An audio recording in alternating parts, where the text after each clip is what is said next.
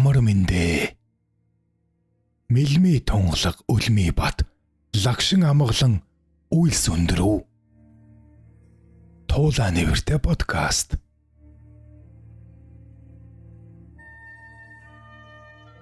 Намар өвс овоолохгүй бол хавар үхтэл овоолно. Монгол ардын зүрэг. Газар усны тухай домгууд. 2 дугаар хэсэг. Баруун аймагуудын домгоос. Гидэргэн гол. Увс аймгийн Малчин сумын нутагт буй уг голыг анх нутгийн ардууд онцолсон нэрээр ярьдаг байж гин. Эрт дээр цагт элен цуланцын үед юм гин. Энэ голын хөвөнд эмгэн өвгөн хоёр өөрийн ганц охинтойгоо амьдардаг байжээ. Охиныг Гэрэлгуа гэдэг байж гин. Гэрэлгуа охиныг харсан эрхэн бүхэнд түүнийг хайрлах сэтгэл төрдөг байлаа. Гэрэлгуа хүүхэнд тэр нутгийн хөгшин баян санаарчээ. Гэтэл Гэрэлгуад сэтгэлийн хайртай залуу байсан тул хөгшин баянд яахан хайртай болох билээ. Үүнд хорсон хөгшин баян хүүхний хайртай залуу голын усанд амьдаар нь хайчгаж гин. Хүүхэн энэ бүхнийг мэдээд голын эрэгт очиод гидэргээ урсдаг голж болоосаа гэд уйлаад сууж байтал голын ус шууган шааган буцаад урсаж гин. Урсан гол эргэж өчрөлт хархуу гараад иржээ. Хүүхэн залуу хоёрч амьдуулсандаа баярлан төрсөн нутгаа орхин явхаар болж гин. Охин тэндээс явхдаа голдоос өхрөөд гидэргээ урсдаг гол билээ чи. Гэвч би чамд үлдэж чадашгүй. Энэ үеэс эхлэн хүмүүс чамайг гидэргэн гол гих болог гэд явсан гэдэг. Тэр цагаас хойш нутгийн ардууд мөнөөх голыг гидэргэн гол химээх болжээ. Шорог дархийн гол. Эртээ урдын цагт эрхтэн хийх нэртэй нэгэн ирвэжээ. Өнөө эрийн ихнэр нь үзэсгэлэн гуа хидийч айш зан гэж аратан луугаа гин.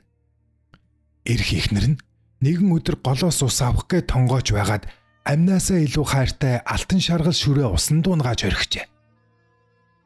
Энэ үед түүний нөхөр нь адууны ирлээсээ ирж явжээ.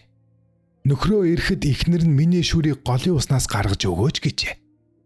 Голын ус үертэй хүн орж болохгүй.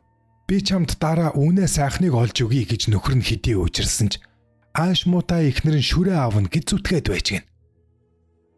Зүхэрч гүйцэн ир өнөөх гол руу ороод гарч ирсэнгүй гинэ. Мөн тэр гол үерлэх үед хүн унаж өгдөг байсан тул шүтлгийн улмаас дарх хэмээн нэрлжээ. Хүүхний шүр тасран түүний хойноос хүн орж өггүй болсон учраас шоргийн гол гих болжээ. Шоргийн гол нь урд хар уснаас тарвахтай бэлчэр хүртэл 70 км орчим урт дурсдаг байжээ. Агва шаарл. Ховд аймгийн нутагт орших хар усны урд 450 км талбайтай нэгэн үзэсгэлэн таарал байдгийг Агва шаарл гин. Эртээр цагт энэ нутагт 20 хүүхэдтэй өнөр өтгөн нэгэн айл аж төрөн амьдардаг байжээ.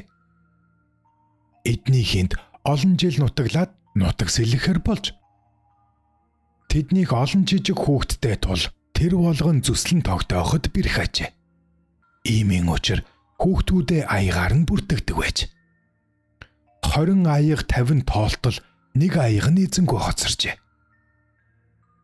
Нэг хүүхэд алга бүг мэдсэн аав ээж ах их чинь ойр хавтаа ирсэн боловч олдсонгүй. Ингээд хуучин буурнаа эргэж очтол Агваш нэртэй хүн буурн дээрээ уйлаад сууж байжээ. Ийхүү энэ айлын нутаглаж байсан хүүгийн уйлаад сууж байсан энэхүү арлыг Агвашийн арал хэмээн нэрлэх болжээ. Авдрант хат. Эрт цагт нэгэн баян өвгөн ноён хүүгийнхээ хамт амьдран суудаг байж. Өвгөний нас өндөрсөж эдгэшгүй өвчин тусаж үхлэн хүлээн хөвтгтээ 2 хүүхдээ дэрэгдээ суулгаад ин хэлжээ. Хөөхтүүд минь, би одоо үхэх болжээ. Бие маань улам доройтож байна. Намааг өгсний хойно хойд өндөр цавчим хаданд нуусан эрдэнсийг минь тэгш хувааж аваарай гэж. Ингээд утсанчгүй эцэг нь өөд болов. Хоёр хүү эцгийн хэлсэн ёсоор 7 хойно халаад 7 хойныхоо гуйыг өнөөх хаданд наагаад автар адил дөрвөлжин хананд очиж дотогш оржээ. Хоёр залуу тэр их эрдэнсийг харан хувааж авч чадалгүй хоорондоо хэрэлдэж зодтолдож байгаад арай ядан эрдэнсээ аваад гарах гэтэл гарцгүй болчихсон байж. Энэ цагаас тэр хадыг альва зүйлийг хадгалдаг хэрн гаргадаггүй байдлаас нь үүдээд авдранд хад хэмээн нэрлжээ. Энэ хад Ховд аймгийн Зэрэг сумын нутагт бий.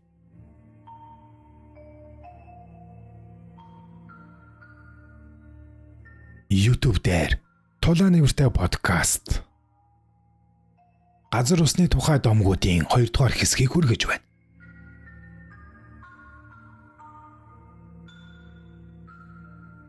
Үст хайрхан, хоёр хөхөн, зүрх зогсоо хайрхан. Эдгээр хайрхан Увс аймгийн Завхан сумын нутагт бий. Эртээ урдын цагт одоогийн Завхан сумын нутагт нэгэн эмгэн шулам амьдардаг байж. Тэр эмгэн шулмын ааш нь ёстой атцэг эмгэн. Тэр нутагт бага насны хүүхэд их хэмжээгээр алга болдог байж л дээ. Тийм гайхширсан нутгийн ардууд шулам эмгэний хартан түүнийг эрийн ойролцоо туршуул тавьж гин. Гэтэл орой бүрий болж байтал нөгөө эмгэн шуламч нь 3 орчим насны хүү хөтөлсөөр гэрлүүгөө ороод явж байгаа гин. Үүнийг харсан туршуул нөхөд дээрээ ирж бидний өр хүүхдүүдийг энэ эмгэн шулам идэж байгаа юм байна. Бүгдээрээ түүнийг устгая гэд гэрт нь орон түүнийг барьж аваад үсээг нь зулгаатал тэр зүхтан оджээ. Түүний зулбарсан үс нь уул болон хувирч гин. Уурсан эрс түүний хойноос нь хөөхөд эмгэн баруун хойд зүгт зүхтчихжээ. Эмгэн шуламсын үсийг нь зулгааж хайсан газрыг Үст хайрхан гэж. Энэ уул нь Увс аймгийн Завхан сумын төвөөс хойш 20 гаруй километрт бий. Эмгэн шулмыг нэхэн хөөн очиж хоёр хөхийг нь тастан хайтал 2 уул болон тогтжээ. Үүнийг нь 2 хөхөн уул хэмээн нэрлэжээ. Хоорондоо 2-3 км зайтай 2 жижигхэн уул байдаг. Хэдий хөхийг нь тастан хайсан ч эмгэн цааш зүхтан оджээ. Шулам хэдий зүхтсан боловч хяргас нуурын хойд талд очин гүйцэгдэж гин. Тэнд хүмүүс түүний голд зүрхийг нь суглаад хайчихжээ. Гэтэл шулам өгсөнгүй цааш босон зүхтав. Тэр зүхтахдаа Завхан сумын төвийг тойрон зүхтсан бөгөөд замдаа өөртөө үлдсэн ганц тойлоо гаргаж шидээд тэр нь 2 хуваагдан 2 уул болон тогтжээ. Эдгээр уусыг Гэлба, Толбон гэж нэрлэжээ. Шулам Завхан сумын баруун талд ирж зогсоогоороо үгсэн нь зогсоо хайрхан уул юм гэж нутгийн ардууд хуучилдаг юм. Огцом Увс аймгийн төвөөс хойш 12 км-т орших Бяцхан үзэсгэлэнт төглийг Огцом гин. Энэ газрын нэрийн тухай олон хувилбар домог бий. Үүний дотроос олон түгсэн нэгэн домгийг өгүүлье. Эртээ урдын цагт онь ноёны харьяанд байсан хотонгууд бослог гаргажээ. Онь ноён тун харгас хэрцгий хүн байсан юмсанжээ. Ноёны зарилгаар түүний цэргүүд хотонгуудыг эрэгтэй эмэгтэй хөгшин залуу гэлтгүү устгаж байжээ. Энэ нутагт ганц үзэсгэлэнт охинтой нэгэн өвгөн байж. Өвгөн охиноо онь ноёноос зүгтуулан нэгэн төгөлд нуучгаад элэг нэгт ахан дүүсээ дуутахаар оджээ. Гэтэл байдал шал өөрөөр эргэж гин. Онь ноёны цэргүүд бүх хотонгуудыг барьсан учраас түүнд гидэргээ буцхаас өөр аргагүй болжээ. Түүний гидэргээ эргэж амжаагүй байтал онь ноёны цэргүүд харж гаж гин. Айж твцсэн өвгөн охиныхоо нуугдсан шуугаарөө зүхтжээ. Өвгөн Охиноо нуусан газраа ирсэн боловч охин тэндэ байсангүй. Ганц охиноо алга болсон байхыг харсан өвгөн уул хатыг зуурайтал, ургаа модыг бултартал огзом хэмээн орилжээ. Охиноо дуудсан өвгөний дуунаар онойны зэргүүд ирж өвгнийг алжээ. Тэр цагаас хойш тэр газар амьдардаг дөрөвдүүд өнөөх төглийг огзом хэмээн нэрлэв. Огзом гэдэг нь хотон хэлээр охин гэсэн үг юмсанжээ. Дарингийн хүндий. Дарингийн хүндий Увс аймгийн Бөхмөрөн сумын нутагт Бөхмөрөн голын хүндийд бий. Амар санаа Баатар Манжийн цэргээс зүгтэн Орос улсаас тусламж гуйхаар явсныг нь манжууд мэдээд хойноос нь мөрдөн мөшгсөөр Бөхмөрөн голын хөндийн ойд хурж байхад нь гүйцэж гин.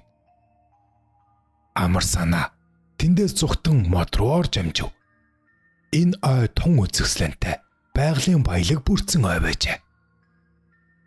Гэсэн ч амар санааг олчгов.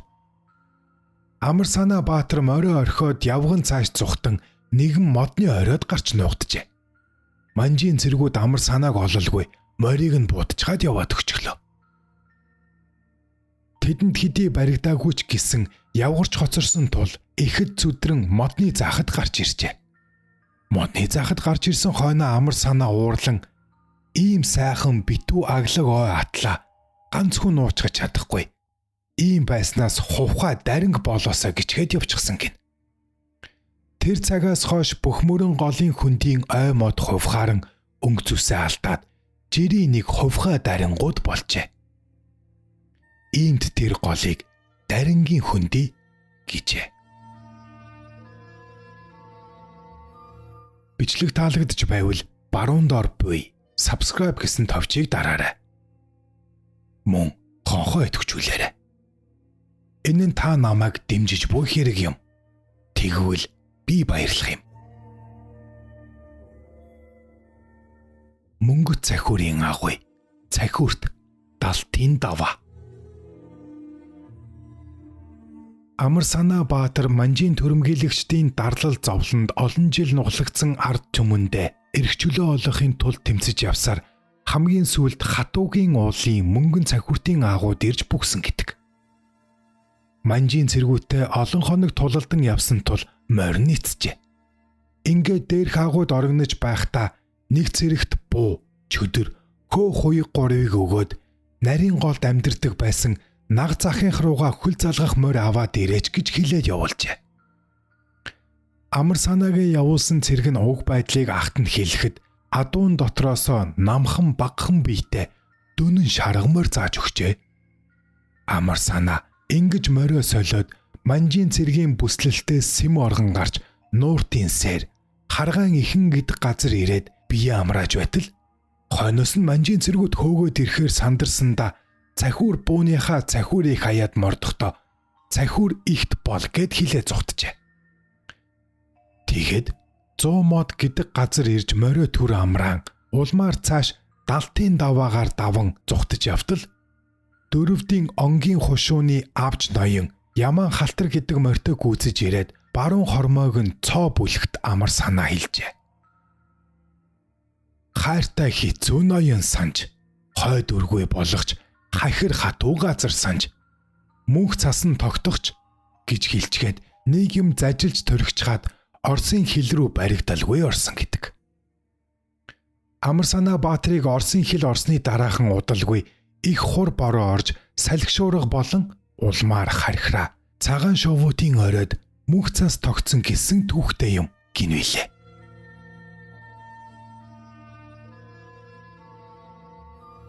Увс аймгийн Давс цомын нутагт байдаг энэ агуй өндрөөрөө 300 м, нүүрэн талаараа их ихц, эргэн тойрон уулаар хүрээлэгдсэн, оройгоос нь тойрч ордог агуун амны ойролцоо морь үйж байсан морины зогсоол гэмээр газартай юм. Далтын даваа гэдэг газар Увс аймгийн Сагил сумын нутагт бий. Энэ даваан хаягаар цоварж ургасан хар модыг амар санаагийн хатирж гарсан морины мөр гэдэг. Дунд гол дээр үед урианхаад дууд суманд Дунжигмаа гэдэг бүсгүй амьдарч байжээ. Тэрээр хоёр охинтой бөгөөд томыг нь Цэвэлмаа, багыг нь Долгормаа гэдэг байж. Дунжигмаагийн нөхөр нь 1939 оны халахын голын дайны үеэр амиурэгджээ. Ингээд Дунжигмаа хоёр охиноо авч дууд суманд ирж гин. Энэ үеэр дайны хар аюул дуусаагүй байжээ. Ард олон зөвлөлтийн ард түмэн туслах хөдөлгөөн өрнөж Дунжигмаа чадах чинээгээр улаан айрам туслан дулаан хувцас хоол хүнс агт морь өгчээ. Энэ үеэр дууд сумын нарийн бичгийн дарга хажиг сүрэн гихч хүн айл бүрээр орж ухуулга яриа хийх болж хүн бүхэн дайныг үзэн ядаж гин. Улмаар Дунжигмааг энд бууж гинэ. Тэгээд Цэвэлмаа охинтой танилцж сайн болчихжээ. Үргэлжид тэнд байхыг нь нутгийн хүмүүс ажиглажээ. Хажид сүрэн дараа нь буцаад сум руугаа явж гин. Тэрээр замдаа энэхүү дүг зохиожээ. Дунжигмаагийнх дунд голын аман зусаж байсан учир дууны нэрийг дунд гол гэж нэрлэжээ. Энэ дуу нь хайр дурлалын сэдэвтэй уянгын дуу юм. 15 бадагтай бөгөөд хожим нь ардын дуу болов. Энэ дууны домг нь ийм буйцаа. Энэ дууны шүлэг нь ийм буйцаа. Дунд голын ус нь дүүрээд халаад мэлтэлцэн. Дунжигмаагийн Цэвэлмаа дуудынхаа төврөл учиртай. Амраг чамтайгаа учрах заяа Ахмад надад олдох болов уу? Амаргаа гэсэн сэтгэлийг минь аяндаа битгий мартаарай. Хайрын сэтгэл хэцүү шүү хонгор минь ай хөөрхий Цэвэлмаа минь. Дунд голын усан дүрлзээд халаад мэлтэлцэн. Дунжигмаагийн Цэвэлмаа дуудынхаа төврөл учиртай. Инхри чамтайгаа уулзах заяа эгэл надад олдох болов уу? Чамаагаа гэсэн сэтгэлийг минь аяндаа битгий мартаарай. Эй хөөрхий Цэвэлмаа минь дэхөө. Гих мэтэр энэ дунд өгүүлдэг билээ. Хожим нь энэ дууны үргэлжлэл гарсан бөгөөд ард олон Цэвэлмааг зохиосон гэж үздэг.